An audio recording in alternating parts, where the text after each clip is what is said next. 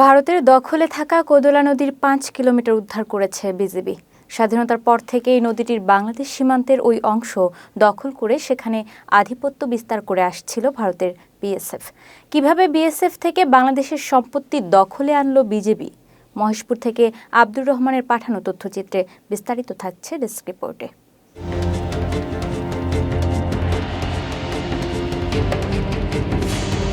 ঝিনাইদহের মহেশপুর উপজেলার মাটিলা সীমান্তে কোদলা নদীর প্রায় ৫ কিলোমিটার অংশ ভারতীয় রণঘাট বিএসএফের দখল থেকে অবমুক্ত করেছে মহেশপুর ৫৮ বিজিবি।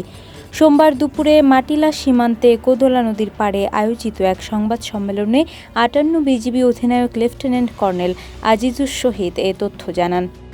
এই বিষয়গুলো আমরা খেয়াল রাখবো এবং আমাদের উত্তরসূরি যারা আছে বা আমাদের পরবর্তীতে যে জেনারেশন আছে তারা যেন এই খবরগুলো জানে, এই বিষয়গুলো যেন জানে যে হ্যাঁ, এই কোদলা নদী বা কোদালিয়া নদী এটা বাংলাদেশের সীমান্তের অন্তর্ভুক্ত, এটা বাংলাদেশের সম্পত্তি। মহেশপুর উপজেলার সীমান্ত এলাকার কোদলা নদীতে বাংলাদেশিরা গোসল ও মাছ ধরতে গেলে বাধা দিত বিএসএফ। এ নিয়ে দুদেশের নাগরিক ও বিএসএফ এর মধ্যে একাধিকবার বাঘ বিতণ্ডাও হয়েছে। বিষয়টি বিজিবির মহেশপুর ৫৮ ব্যাটালিয়নের নজরে আসলে খোঁজ খবর নিতে থাকেন তারা।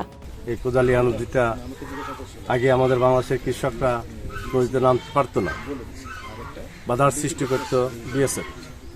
সেক্ষেত্রে স্যারের সুপরিকল্পিত চিন্তাভাবনায় আমরা আমাদের যেহেতু বাংলাদেশের ভূখণ্ড, বাংলাদেশের ১ ইঞ্চি মাটিও আমরা ছাড় দিতে পারি না, সেক্ষেত্রে বাংলাদেশের ভূখণ্ড আমরা ফেলে রাখতে পারি না। এরপর বিজিবি প্রথমে বিভিন্ন নথিপত্র, স্থানীয় প্রশাসন ও মানচিত্র থেকে নদীটির প্রকৃত অবস্থান সম্পর্কে অনুসন্ধান করে নিশ্চিত হন বিএসএফ এর অবৈধ আধিপত্য বিস্তার রয়েছে এই নদীটিতে। তাদের অনুসন্ধানে বেরিয়ে আসে নদীটির মাটিলা এলাকার ৪৮ কিলোমিটার এলাকার আসল মালিক বাংলাদেশ। ১৯৬১ সালে প্রণয়ন করা মানচিত্র অনুসারে নদীর ৪৮ কিলোমিটার বাংলাদেশের ভিতরে পড়েছে। বিষয়টি নিশ্চিত হওয়ার পর দখলের বিষয়ে বিএসএফ এর কাছে প্রতিবাদ জানায় বিজিবি।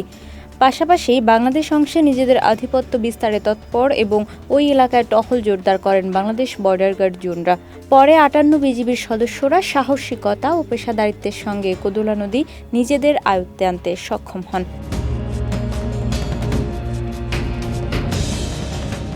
৬ জানুয়ারি সন্ধ্যায় বিজিবির মহেশপুর ৫৮ ব্যাটালিয়নের পক্ষ থেকে পাঠানো এক সংবাদ বিজ্ঞপ্তিতে বলা হয়, ৭১ মুক্তিযুদ্ধের পর ভারতের সীমান্ত এলাকায় বসবাসরতরা শূন্য রেখা ছেড়ে বাংলাদেশের অভ্যন্তরে চলে আসেন।